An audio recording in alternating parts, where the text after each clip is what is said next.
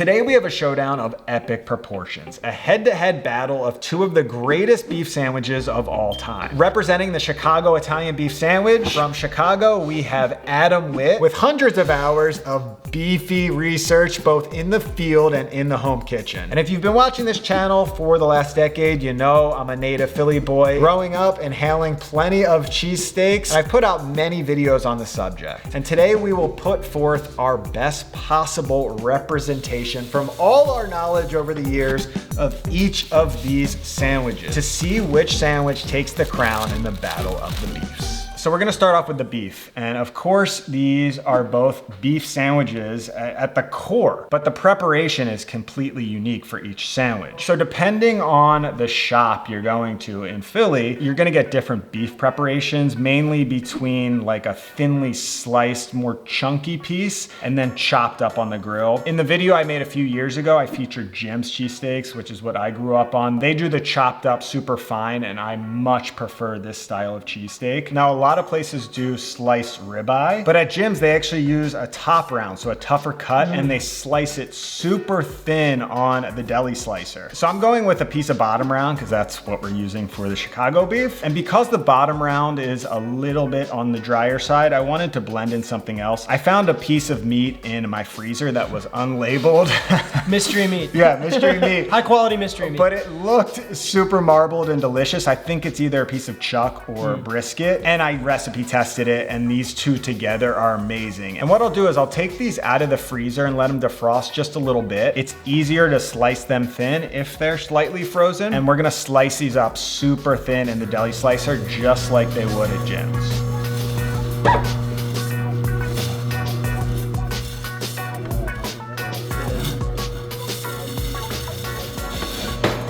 Dude, this is insane. Thank God I bought the meat slicer for this video. That's insane.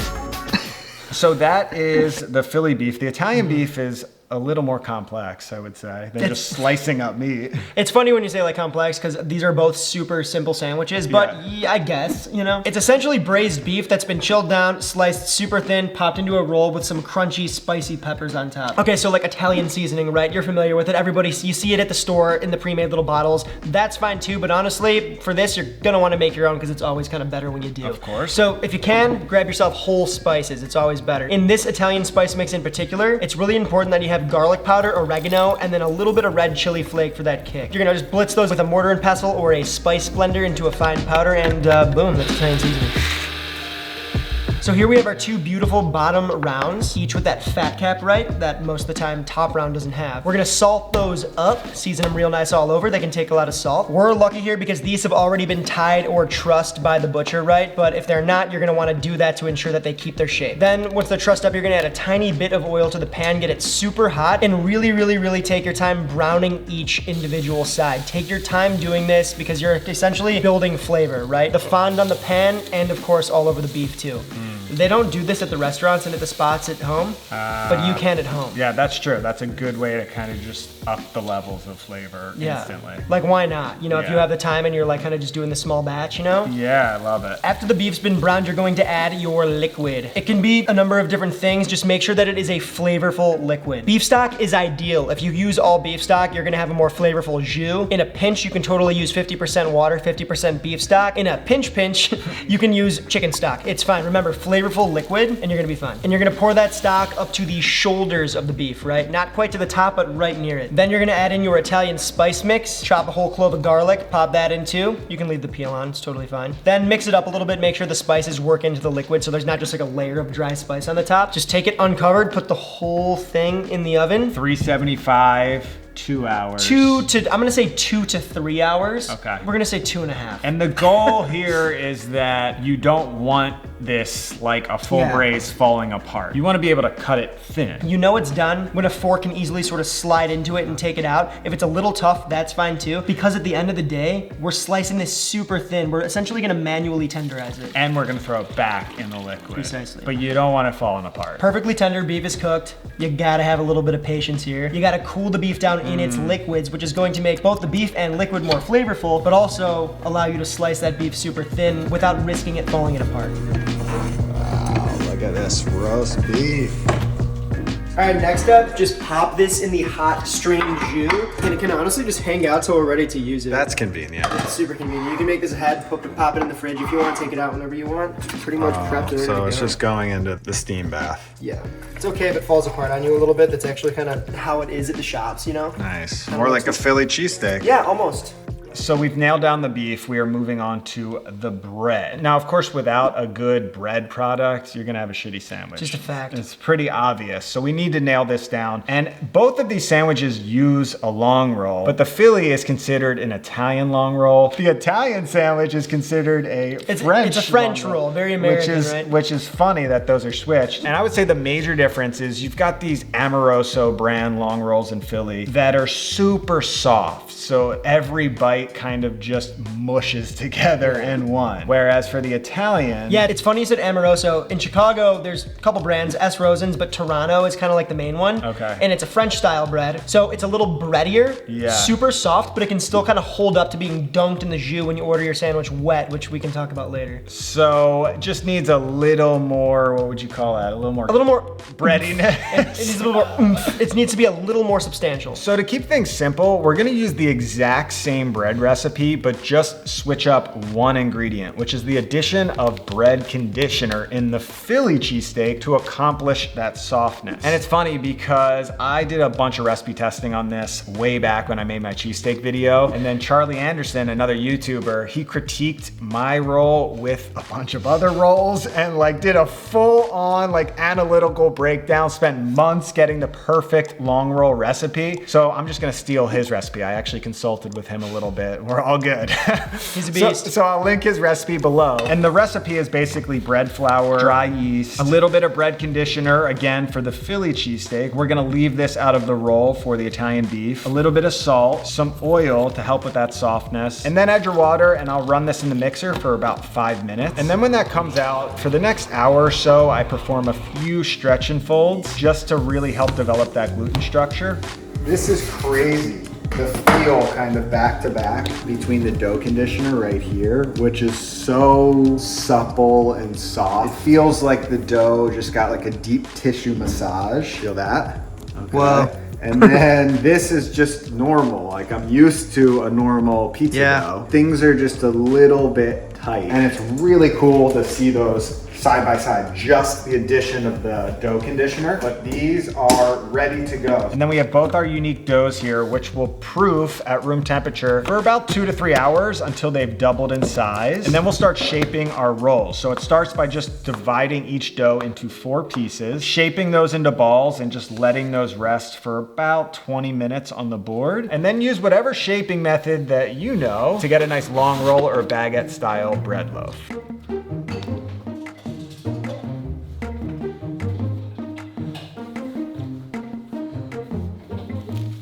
Once all of the bread rolls are shaped, I'm gonna let them proof overnight in the fridge, and I'll use some parchment paper and some cornmeal to make sure these don't stick, and they'll go in the fridge overnight to get a nice long proofing. Wow. I'm feeling good about those longies. So these have been proofed overnight, and I forgot there is one more difference. For me, I prefer the sesame seed roll, which you don't get at every Philly establishment, but by far it's my favorite roll in Philly. And you're going no seeds. No just seeds, plain Jane. That's how people do it in Chicago. It's just how it's done. So we scored them and baked them off at 500 degrees for about 8 or 9 minutes with the lid on, so they puffed up, and then took the lid off until they browned. And with the Philly rolls, I went a little bit more brown on those, a little crispier. Adam decided to bake them a little less. Yeah, I kept mine a little more pale just because that's how it looks at home. That's the style. All right, so we've made it to the toppings, and every sandwich needs to nail down the perfect toppings. Of course, each city has their own specific way to do it. Totally. What's going on with the Italian beef? I mean, it's a simple sandwich, simple toppings. We got 2. They're both peppers. We got what you call hot, which are giardiniera peppers. Okay. Then you got your sweet, which are just regular bell peppers. peppers. So giardiniera, right? It kind of sounds like a dangerous weather pattern or like an STD or something. Yeah, it's not. They're actually these really, really good pickled and then sort of preserved and oiled peppers. And you have a full video on making this. Oh yeah. We ordered some classic ones. So yeah, which you can get off Amazon. 100%. We'll link that somewhere for sure. But there are a couple really classic brands. But what matters is that it's spicy, it's crunchy, and that it's kind of left slightly chunky. On the flip side, we got the mild or the sweet peppers as we call them, right? They're essentially just bell peppers. And I totally forgot to grab them when I was in the city, but lucky for us, he's literally a farmer. And these are like the last fresh summer things I have in the garden, thank God. We're green peppers. Yeah. They came out really nice, dude. So you just remove the seeds, slice them up chunky, basically. So you just hit them with a little oil and salt and throw them in the air fryer. Air fryer virgin, right? How does this feel for you? I'm a little scared.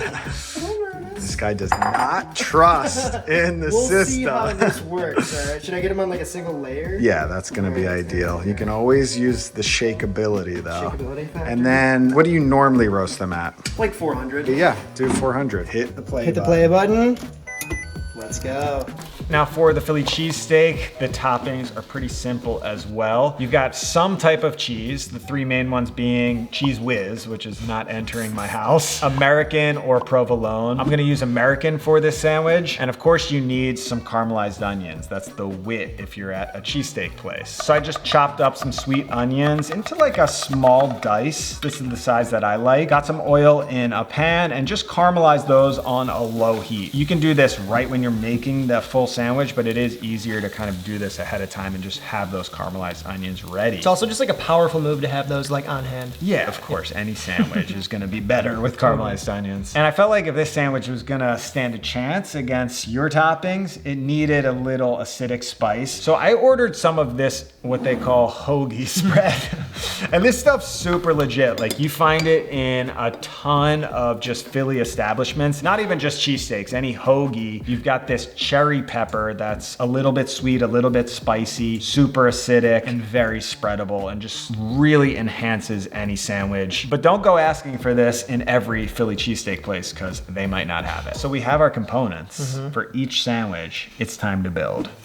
You want to take it first? Sure, sure, we'll start with it. Before we talk about the build, we got to talk about the order, right? If I were to go to a spot at home, I would say big beef. Your boy needs it. Big beefy. One big beef, wet, sweet, and hot. That means a large beef that's been dipped with both sweet and hot peppers in it. You can get it dry, you can get it wet. Most people get it wet, I feel like. It's essentially a quick dip in the jus before they put it in the parchment paper, roll it up, and it just kind of like steams and gets soppy in there. But because so much innuendo when you order these I know, sandwiches. but it's the same wet thing. It's hot and slippery. Yeah, like wet, hot, slippery. You got the wit, you got the whiz wit. Let's go. Anyway, so yeah, you grab your bun, your sturdy bun. You're just gonna take a few pinches of beef in it. You can really load it up, right? It's supposed to be a hearty sandwich. Then you're gonna lay on your sweet peppers, followed by your giardiniera, your hot peppers. Once the peppers are on, we're gonna pop it in the parchment, keeping it dry. Roll it up nice and tight. Then, for the sake of the video, serve it with a side of jus, so we can just kind of dip whenever we want to.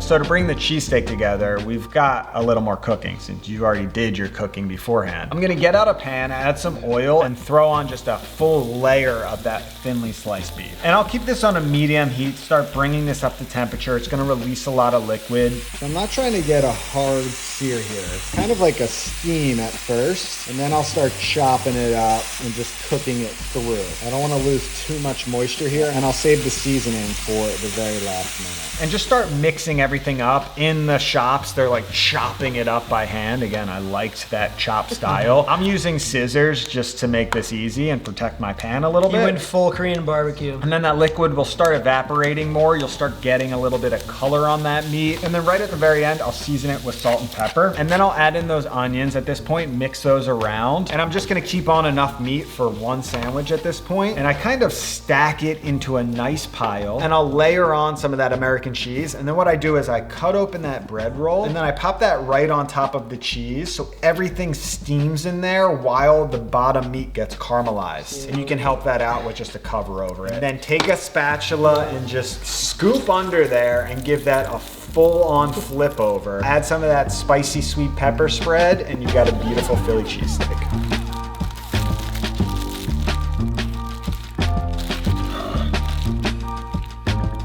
Moment of truth.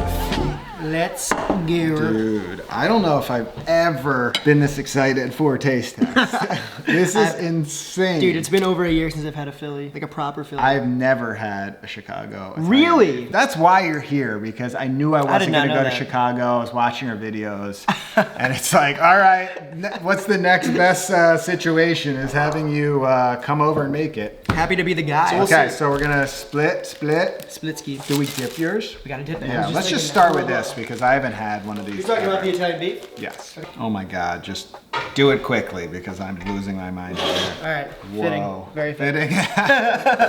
So just Just hit it, just pop it in there, give it a nice dunk ski. Yeah, oh my God. When it's soaked, it's a whole different game. The jus, the gravy as they Okay. call it. All right, bro. Let's get it.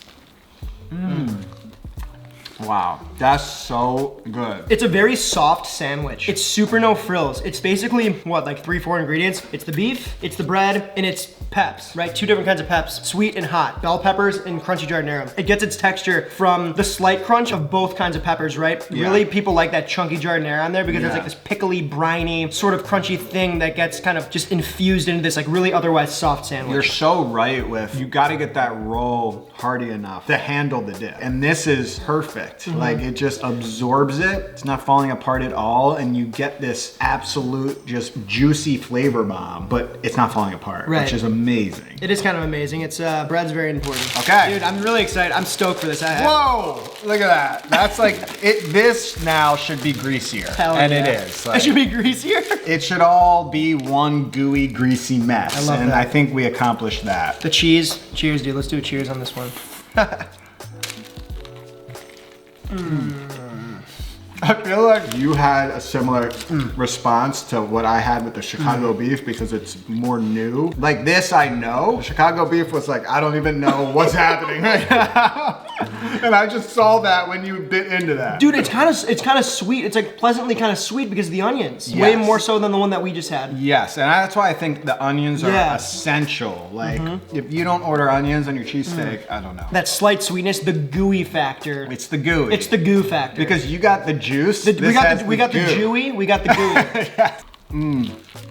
We're deciding right now of like, I feel like we gotta does a winner even make sense? Because they were both so fucking good. And I think what hit me was, it was the uniqueness of testing a different one that we haven't had. Like, I think your reaction to this was the exact same as my reaction to yours. 100%. We brought in someone who's neutral ground, New York boy, correct? Yeah. What's the New York sandwich, would you say? Chopped cheese. Okay. Yeah. Did you like grow up on? No, No. because I was on the island, so Yeah. that's really like a city thing. Island boy.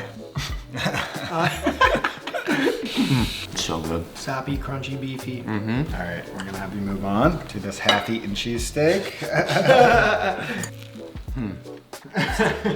Yeah, we're putting this on you, dude. He's having just as much trouble, I feel like. 100%. It's tough. It's not easy. Wow. Yeah. I don't know. Personally, I'm more of a cheesesteak head. Okay. I love the onions and the cherry peppers. Yeah. Oh Nice. yeah, the Huge hoagie fan. spread. But that, I'm into that. Time and a place, huh? Yeah. He is on the payroll, so I don't know.